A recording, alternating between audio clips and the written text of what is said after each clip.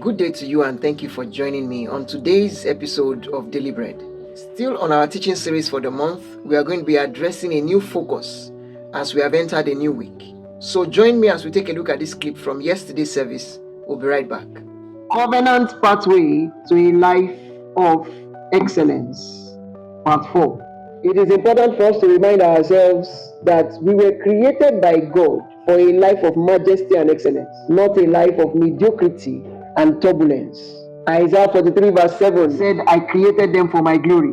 1 Peter 2:9, he said, you are a chosen generation, a royal priesthood, a peculiar people, a holy nation, called to show forth the praises of him who has called you out of darkness into his marvelous light. But you'll agree with me that a life of excellence will be almost impossible if our family experience is full of turbulence. Why? Because we are most times a reflection of the family we come from. I said something last Sunday. I said, if you see any child that keeps malice for long, check the family he came from. So family has a way of affecting a man's destiny. A man's great achievements will almost mean nothing if his family life is turbulent. We can also say that a dysfunctional family can truncate a man's destiny.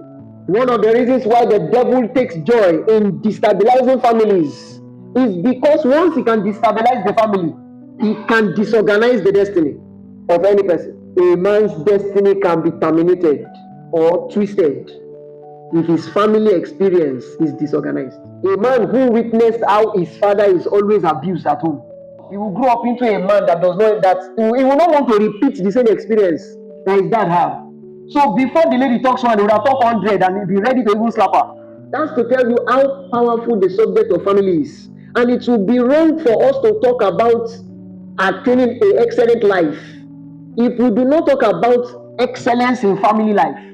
Because all the achievements, all the greatness, all the breakthroughs that a man can achieve in finance, in academics, in business, all those things will mean nothing if you miss it in the subject of family.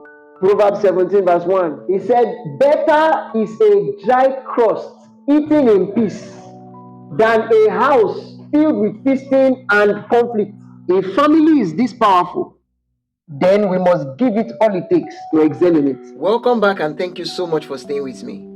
It is important for us to know that family can either accelerate our steps to the fulfillment of destiny or slow it down. So it is important that we give it all it takes so that we will not miss it on the subject of family. You may not be able to change the events in the family you came from, but you can always change the events of the family you are going to start.